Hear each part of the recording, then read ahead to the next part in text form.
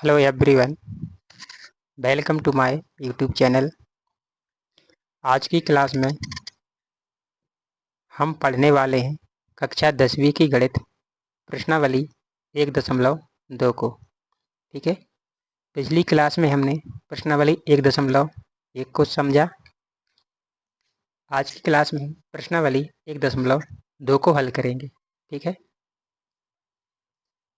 तो चलिए आज की क्लास हम बिना देरी किए हुए शुरू करते हैं। ठीक है, प्रश्नावली 1.2 का प्रश्न क्रमांक पहला। तो हम प्रश्न क्रमांक पहला को हल करते हैं।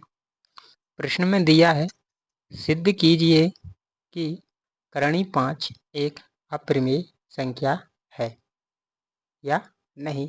हमको प्रमाणित करना है। ठीक है, जो संख्या हमको दी है करणी 5, यह संख्या अप्रमेय है या नहीं। तो चलिए हम इसको हल करें। सबसे पहले हम हल डालेंगे। ठीक है, आया समझ में? जब हम किसी वस्तु को सिद्ध करते हैं तो उसका अपोजिट मानते हैं। ठीक, या उसको हम उल्टा लिखते हैं। ठीक है, तो लिखेंगे हम, इसमें दिया है सिद्ध कीजिए करणी 5 एक अप्रमेय संख्या है। तो हम मानेंगे कि करणी 5 एक परिमेय संख्या है। ठीक है, तो लिखेंगे यहाँ पर माना कि, क्या लिखेंगे, माना कि, ठीक है, माना कि करणी 5 एक क्या है, परिमेय संख्या है। ठीक है, क्योंकि हमको सिद्ध करके बताना है, इसलिए हम क्या मानेंगे, करणी 5 एक परिमेय संख्या है।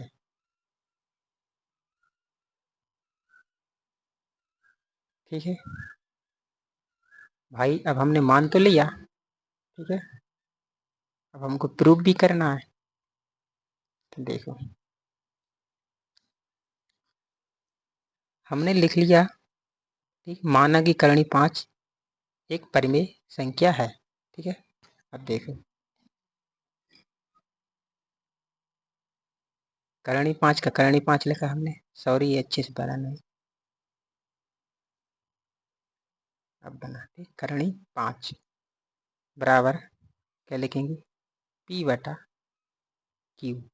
अब आपके दिमाग में एक बात आई होगी कि सर आपने P बटा Q कहाँ से लिखा। ठीक है, तो हम P की जगह पर और भी अक्षर लिख सकते हैं, जैसे M बटा Q या A बटा B, XYZ कोई भी लिख सकते हैं। ठीक है, तो हम इसे समझते हैं P बटा Q क्या है। तो P बटा Q, ठीक है, लिखेंगे P और Q। P और Q क्या है, एक पूर्णांक संख्या। क्या है, पूर्णांक संख्या, या हम इसको सहभाज्य संख्या से बोल सकते हैं। ठीक है, अब हम आगे बढ़ते हैं। ध्यान से समझते जाना एक एक चीज, बहुत काम की है। और प्रश्नावली 1.2 में, ठीक है, कक्षा 10वीं की गणित प्रश्नावली 1.2 में इस प्रश्नावली से एक न एक सवाल एग्जाम में आने वाला है। ठीक है, इस प्रश्नावली से वो एक न एक सवाल आपसे पूछेंगे ही पूछेंगे, इसलिए इसको ध्यान से समझना सवाल को। अब देखो, यहाँ पर बराबर का निशान लगाते हैं। ठीक है, अब यहाँ पर कुछ नहीं, मतलब क्या मान लेते हैं हम, एक। ठीक है, अब हम क्या करेंगे, त्रियक गुणा करेंगे इसका। ठीक है, इसका इससे और इसका इससे करें। एक का गुणा हम पी से करें, क्या आ जाएगा, पी बराबर का बराबर। फिर क्या करेंगे हम, करणी 5 गुणा क्यू से करेंगे। करणी 5 क्यू हो जाएगा। ठीक है, अब ध्यान से समझो, ये तो हो गया, ठीक है। अब हम अगली स्टेप करेंगे। ये कौन सा पक्ष है? बायां पक्ष। बराबर के इस तरफ वाला कौन सा पक्ष? दायां पक्ष, ठीक है। तो हम दोनों पक्षों में वर्ग करने पर, ठीक है, क्या करेंगे? वर्ग करेंगे दोनों पक्षों में। तो यहाँ पर रीजन लिख देंगे, ठीक है, यहाँ लिख दो, ठीक है। दोनों तरफ, दोनों तरफ वर्ग करने पर, क्या करने पर? वर्ग करने पर, ठीक है। दोनों तरफ वर्ग करने पर, ठीक है। तो हम दोनों तरफ वर्ग करते हैं। पी की स्क्वायर लगाएंगे बराबर, फिर क्या है? करणी 5 की, इसका भी स्क्वायर लगेगा, दिखाई नहीं दे, अब देगा, ठीक है। अब देखो यहाँ पर पी स्क्वायर का पी स्क्वायर रहेगा बराबर। अब यहाँ पर क्या? करणी 5 क्यू का वर्ग। जब हम करणी 5 क्यू का गुणा करणी 5 से करेंगे तो क्या हो जाएगा? रफ में समझाते हैं आपको, ठीक है। इसका मैटर रफ में समझते हैं, ठीक है। हमको सवाल में ऐसा दिया है, ठीक है, करणी 5 क्यू स्क्वायर ऐसा दिया है। अब हम इसको तोड़ेंगे, तो कैसे तोड़ेंगे देखो। करणी 5 क्यू गुणित करणी 5 क्यू, ठीक है। वर्ग का मतलब क्या है? ये 2 बार है, ठीक है। स्क्वायर लगा है, इसका मतलब क्या है? करणी 5 क्यू स्क्वायर लगा, इसका मतलब क्या है? 2 बार होगा, ठीक है। जब हम दोनों का गुणा आपस में करेंगे तो 5 का गुणा 5 करेंगे, क्या आ जाएगा? 25, ठीक है। और क्यू का गुणा क्यू से करेंगे तो यहाँ कुछ नहीं, मतलब क्या? एक घात है, ठीक है। तो क्यू का गुणा क्यू से करेंगे तो क्या आ जाएगा? क्यू और एक कितना हो जाएगा? 2। इसलिए क्या आएगा? ये 25 क्यू स्क्वायर, ठीक है। ये समझ में आ गया, ठीक है। तो उसमें 25 यहाँ से आएगा, ठीक है। ये रफ में आपको बता दिया है। अब हम चलते हैं सवाल की ओर। तो यहाँ पर कितना आएगा? जब हम 5 का गुणा 5 से करेंगे क्या आ जाएगा? 25, ठीक है। क्यू का क्यू स्क्वायर का स्क्वायर, ठीक है। अब देखो यहाँ पर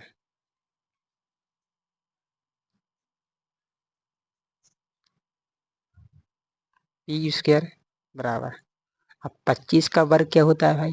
5, ठीक है। 5 आ जाएगा क्यू का क्यू स्क्वायर का स्क्वायर, ठीक है। अब ये हमारा क्या आएगा? समीकरण फर्स्ट, ठीक है, लिखेंगे हम समीकरण 1, ठीक है। अब यहाँ पर ध्यान दो, यहाँ पर लिखा है पी स्क्वायर बराबर 5 क्यू स्क्वायर, ठीक है। जब हम 5 अभी क्यू के साथ काय में गुणा में, ठीक है। जब हम 5 को बराबर के इस तरफ लाएंगे तो कायम हो जाएगा भाग में। तो पी स्क्वायर बटा क्या हो जाएगा? 5 हो जाएगा। पी स्क्वायर बटा 5 बराबर क्या बचेगा? अब यहाँ पर क्यू स्क्वायर अकेला, ठीक है। अब देखो पी स्क्वायर बटा 5, अब पी स्क्वायर में 5 भाग कर रहा है, ठीक है, कर रहा है। तो हम यहाँ पर क्या लिखेंगे? समीकरण 1 में, समीकरण 1 में, ठीक है, 5 से पी स्क्वायर क्या है? विभाजित है, ठीक है। समीकरण 1 में 5 से पी स्क्वायर विभाजित है। ठीक है, ये क्या आ गया हमारा समीकरण फर्स्ट। अब हम समीकरण दूसरा देखते हैं। ठीक है, अभी ये और बढ़ेगा स्टेप। ठीक, यहाँ पर हमको एक प्रोसेसर और लिखना पड़ेगा। P बराबर 5M रखने पर, ये प्रोसेस भी हर सवाल में लगेगा। ठीक है, P बराबर 5M रखने पर। ठीक है, तो P बराबर हम क्या लिखेंगे, 5M। ठीक है, अब यहाँ पर देखो ये वाला। ठीक है, समीकरण एक से जानने पर। ठीक है, तो P बराबर हमने क्या माना अभी, 5M। अब यहाँ पर P काय में, स्क्वायर में है। ठीक है, तो हम वहाँ पर भी क्या लगाएंगे, स्क्वायर। ठीक है, P स्क्वायर में है, ध्यान से रखना। ठीक है, यहाँ पर भी हम क्या लगाएंगे, स्क्वायर, क्योंकि P बराबर हमने क्या माना, 5M। तो P समीकरण एक में, P काय में, स्क्वायर में, तो यहाँ पर भी क्या लगाएंगे, स्क्वायर। ठीक है, बराबर। अब समीकरण एक को देखते हैं फिर से। देखो P स्क्वायर में था, P बराबर हमने क्या माना था, 5M। P स्क्वायर में था, P बराबर हमने मान लिया 5M। जब P स्क्वायर में है और P बराबर हमने 5M माना है, तो 5M को भी हम स्क्वायर में ही लिखेंगे। ठीक, जो हमने लिख लिया। अब बराबर के बाद क्या है, 5Q स्क्वायर, इसको लिखेंगे। ठीक है, P को लिखने के बाद इसको लिखेंगे। ठीक है, P बराबर हमने 5M रखने पर लिख लिया पहले। P की जगह पर हम क्या लिखेंगे, 5M। और P के बाद क्या है, बराबर, बराबर के बाद 5Q। ध्यान से समझना इस चीज को। P बराबर के बाद में क्या था, 5Q स्क्वायर। ठीक है, ये था। अब देखो, अब यहाँ पर 5M का वर्ग है। ठीक है, जब हम 5 का गुणा 5 से करेंगे क्या जाएगा, 25M स्क्वायर आएगा, बराबर ये 5Q आ जाएगा, जैसा का तैसा। ठीक है,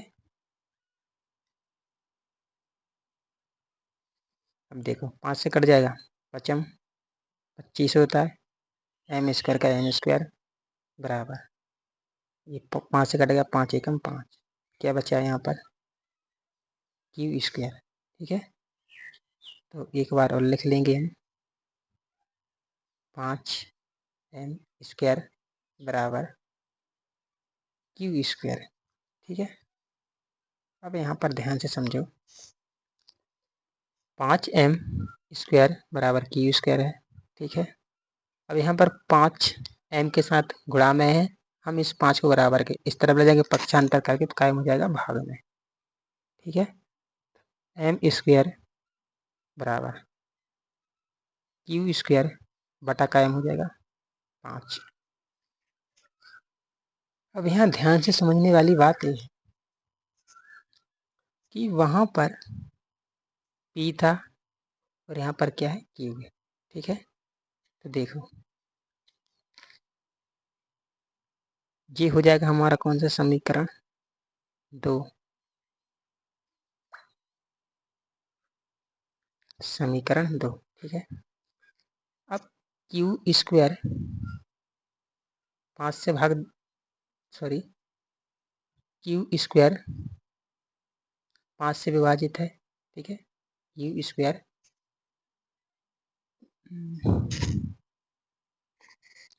Q स्क्वायर 5 से भाग कर रहा है। ठीक है, तो Q स्क्वायर 5 से विभाजित है, यहाँ पर लिख दो समीकरण 2 में। ठीक है, समीकरण 2 में 5 से Q स्क्वायर विभाजित है।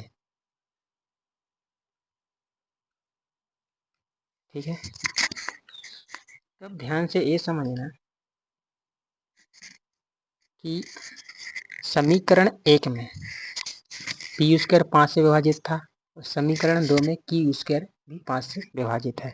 दोनों में हमको सिर्फ एक ही चीज़ समझ में आ रही है, ठीक है। वहाँ पर पी स्क्वायर था, यहाँ पर क्यू स्क्वायर था। दोनों संख्याओं में 5 का ही भाग जा रहा है, ठीक है।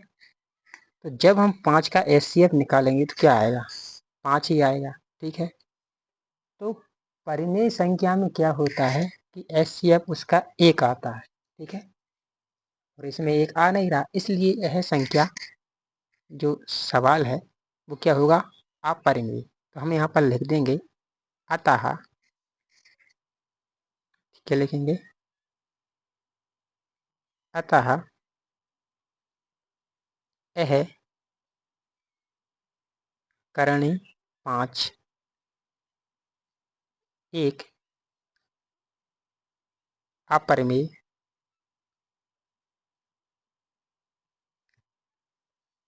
संख्या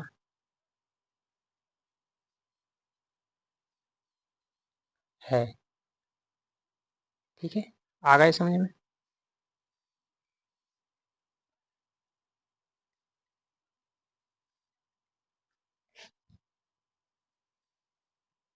ठीक है।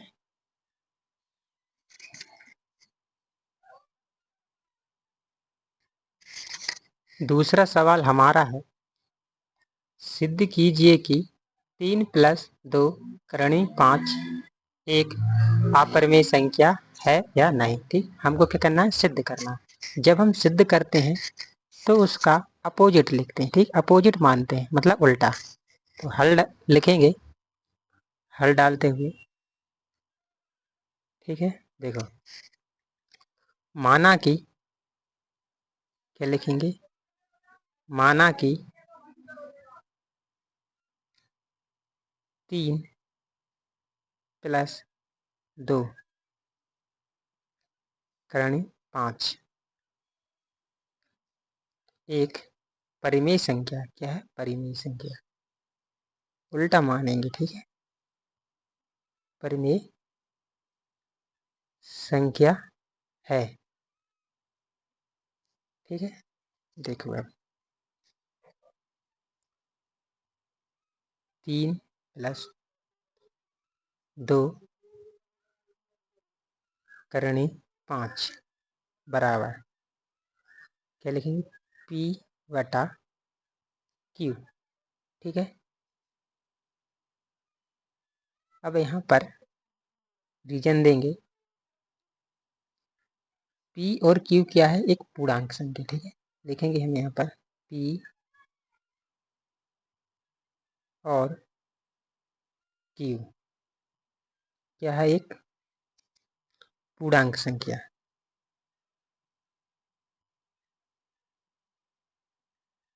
पूर्णांक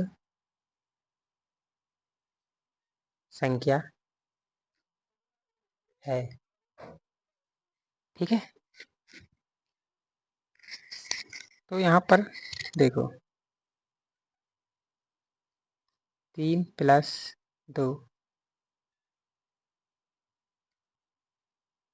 करणी 5 बराबर P/Q, ठीक है। अब यहाँ पे ध्यान से समझना, बराबर का चिन्ह लगाएंगे। 3 प्लस का है, ठीक है। बराबर किस तरफ आएगा तो काय हो जाएगा? माइनस का, ठीक है। तो 2 करणी 5 बराबर P/Q। प्लस का 3 था, बराबर इस तरफ आएगा तो काय हो जाएगा? माइनस का 3, ठीक है। अब यहाँ पर ध्यान से समझना है।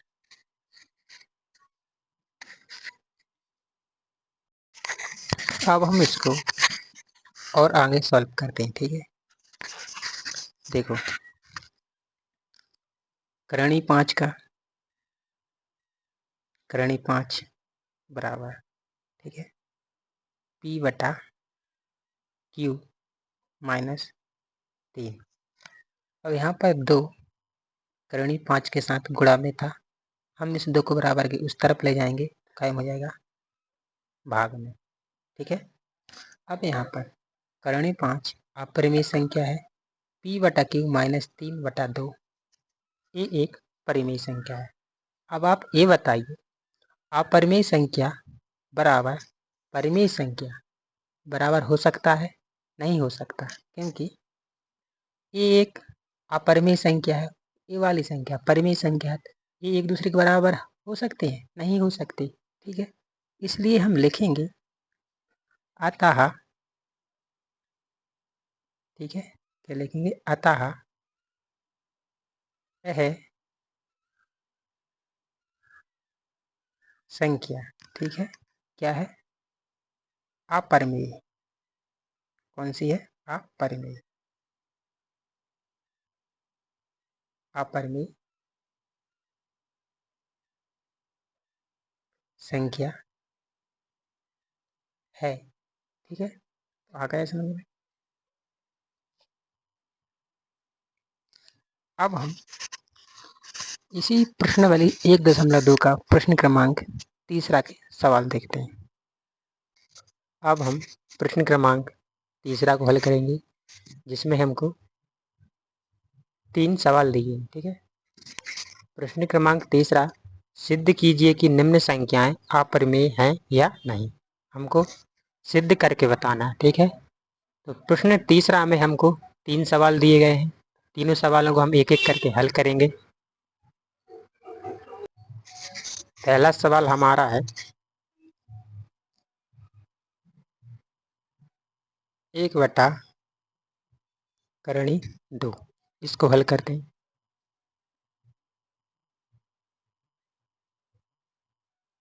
ठीक है, देखो ध्यान से समझना।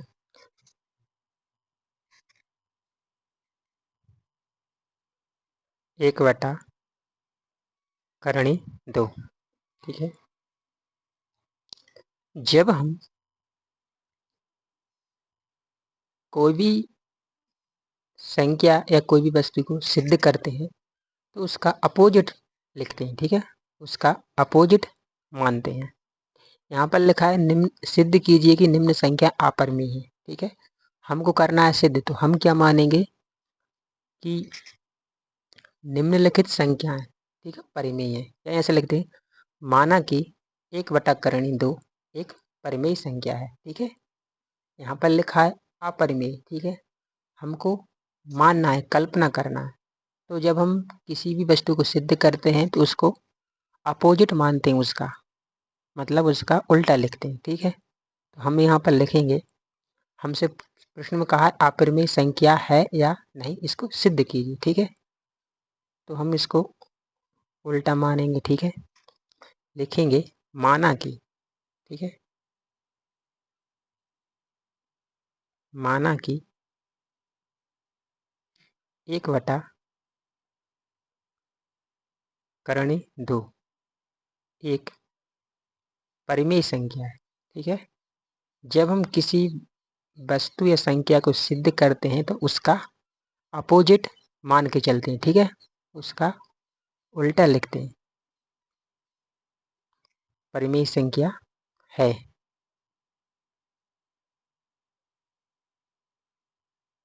ठीक है, आगे देखो,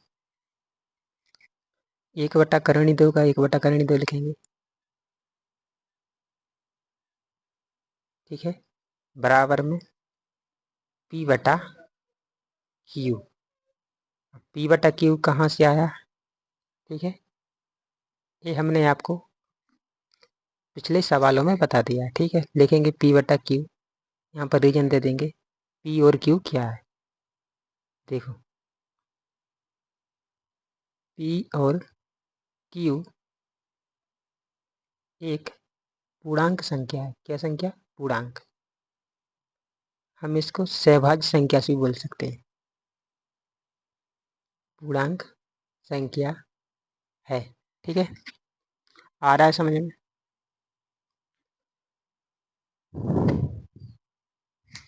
p और q क्या है? एक पूर्णांक संख्या है और हम इसको सहभाज्य संख्या से बोल सकते हैं। ठीक, सहभाज्य संख्या भी बोल सकते हैं। ठीक है, तो 1/2 बराबर P/Q। ठीक है, अब हम आगे बढ़ते हैं। अब लिखेंगे यहाँ पर अंक पलटने पर। ठीक है, अंक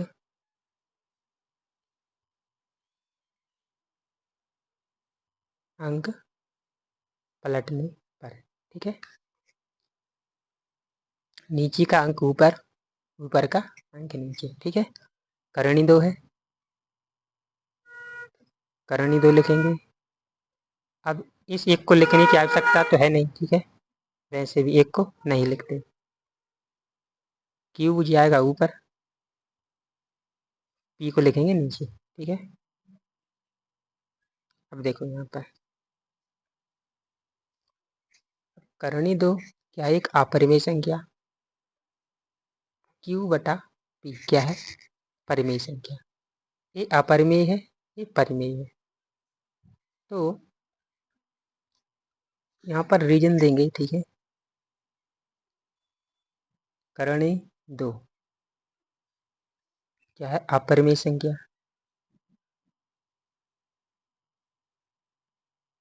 अपरिमेय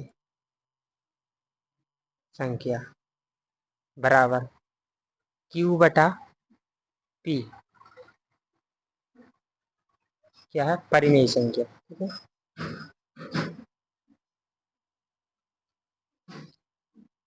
परिमेय संख्या। अब यहाँ ध्यान से समझो, अपरिमेय संख्या बराबर है परिमेय संख्या। दोनों संख्या समान है क्या, नहीं है। अपरिमेय संख्या परिमेय संख्या के बराबर नहीं हो सकती। इसलिए इससे यह सिद्ध होता है कि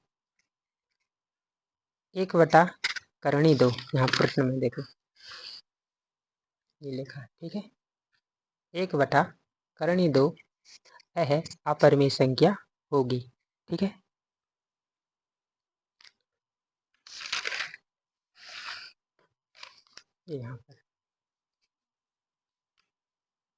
यहाँ पर उत्तर में लिखेंगे हम, अतः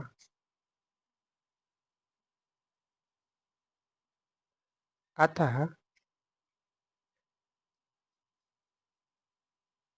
यह अतः यह सिद्ध होता है कि, अतः यह सिद्ध होता है कि, अतः यह सिद्ध होता है कि 1/2 अपरिमेय संख्या है। ठीक है, अपरिमेय संख्या है। ठीक है, तो हमको प्रश्न में सिर्फ यही बताना था सिद्ध करके कि यह 1/2 अपरिमेय संख्या है या नहीं। ठीक है, प्रश्न में हमसे यही पूछा था, तो यह हमारा उत्तर आ गया। ठीक है, क्योंकि करणी 2 अपरिमेय संख्या है और Q/P परिमेय संख्या। दोनों संख्या आपस में समान नहीं हो सकते। इसलिए इससे यह प्रमाणित होता है कि 1/2 अपरिमेय संख्या होगी। ठीक है,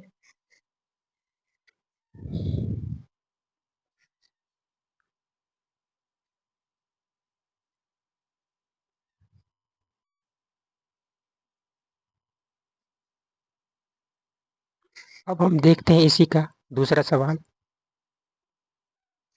दूसरा सवाल हमारा है 7 करणी 5। ठीक है, इसको हल करते हैं। ठीक है, लिखेंगे माना कि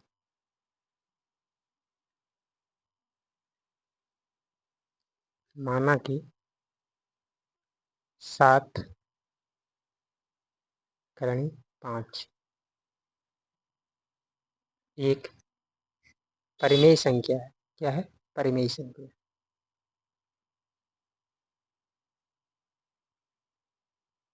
परिमेय संख्या है। ठीक है,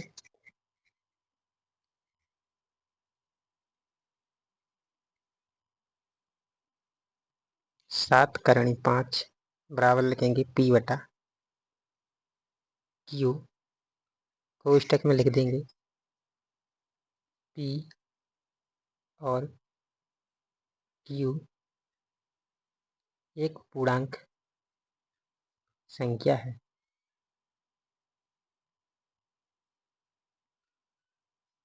पूर्णांक संख्या है। ठीक है, अब देखो आगे बढ़ते हैं। यहाँ पर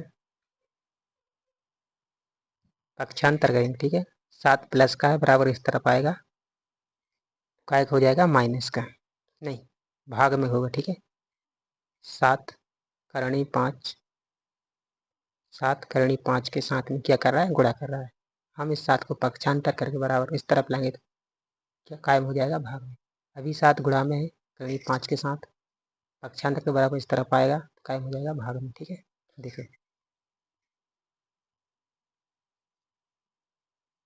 करणी 5 बराबर 7 गुणा में था, बराबर के इस तरफ आएगा तो कायम हो जाएगा भाग में। ठीक है,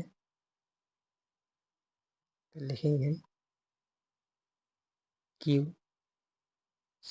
7। ठीक है, अब देखो ध्यान से, यहाँ पर करणी 5 अपरिमेय संख्या है, P बटा Q 7, सॉरी करणी 5 एक अपरिमेय संख्या है और P बटा Q 7 क्या है, परिमेय संख्या। यह अपरिमेय संख्या है, यह परिमेय संख्या। ठीक है, तो अपरिमेय संख्या बराबर परिमेय संख्या नहीं हो सकती। ठीक है, अगर दोनों समान होते, यह भी अपरिमेय संख्या होती, ये वाली भी अपरिमेय संख्या, तो हम कह सकते थे कि यह संख्या अपरिमेय नहीं है। पर यहाँ पर एक संख्या हमारी अपरिमेय है, करणी 5, P बटा Q 7 परिमेय संख्या। दोनों संख्या आपस में बराबर नहीं हो सकती, इसलिए यह सिद्ध होता है कि 7 करणी 5 एक अपरिमेय संख्या है। ठीक है, लिखेंगे हम अतः यह सिद्ध होता है, अतः यह सिद्ध होता है कि 7 करणी 5 एक अपरिमेय संख्या है।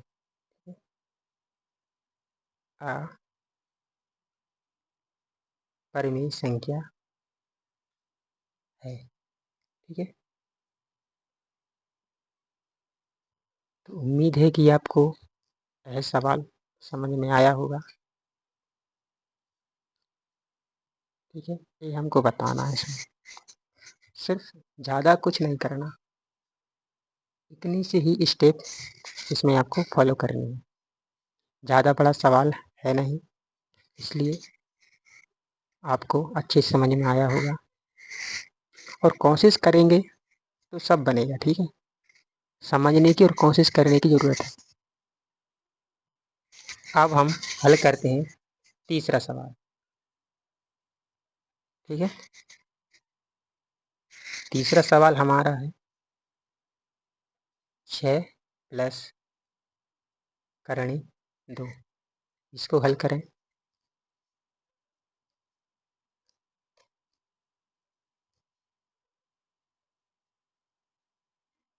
लिखेंगे माना कि, ठीक है, लिखेंगे माना कि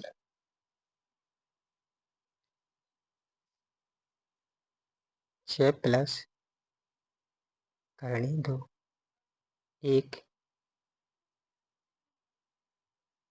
परिमेय संख्या है।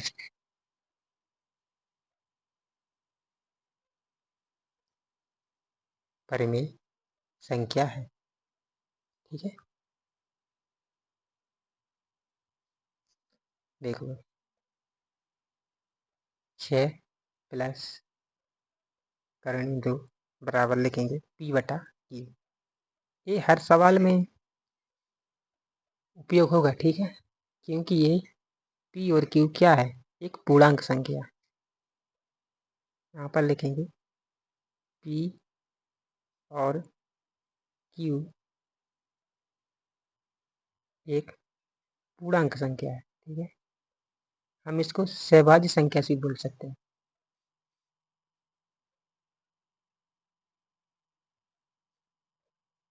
संख्या है। ठीक है, देखो अब क्या करेंगे, हम इस 6 को पक्षांतर करेंगे। ठीक है, एक प्लस का है, बराबर किस तरफ आएगा तो क्या हो जाएगा, माइनस का। देखो करनी 2 बराबर P/Q। ये प्लस का 6 था, हम इसको बराबर के इस तरफ ले जाएंगे तो क्या हो जाएगा, माइनस का 6 हो जाएगा। ठीक है, अब यहाँ पर ध्यान से समझो। अब करनी 2 ये अपरिमेय संख्या है, P/Q माइनस 6 परिमेय संख्या है। तो अपरिमेय संख्या और परिमेय संख्या ये एक दूसरे के बराबर नहीं हो सकती। इसलिए इससे यह सिद्ध होता है कि 6 प्लस करनी 2 यह अपरिमेय संख्या होगी। ठीक है, अगर ए वाली संख्या करनी 2 अपरिमेय होती और ए वाली संख्या P/Q अपरिमेय होती, तो दोनों संख्या समान होती, तो हम कह सकते थे यह संख्या अपरिमेय नहीं है।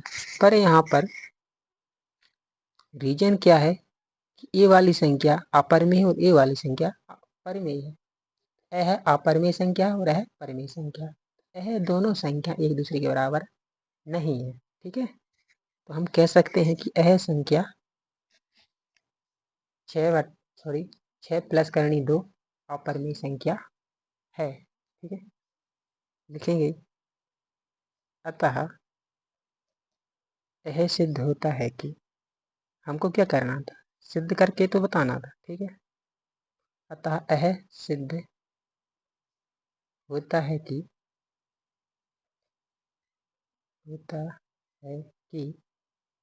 6 प्लस करनी 2। ठीक है, 6 प्लस करनी 2 अपरिमेय संख्या है। ठीक है, क्या है, अपरिमेय संख्या है।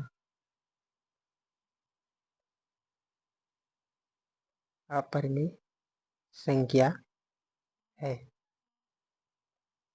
ठीक है, यहाँ हमारा सवाल समाप्त होता है। ठीक है, इसमें सिर्फ हमको सिद्ध करके ही बताना था जो हम बता चुके। ठीक है, ज़्यादा बड़ा सवाल है नहीं, इसलिए उम्मीद है कि आप सबसे बनेगा और कोशिश करेंगे तो सब बनेगा। ठीक है।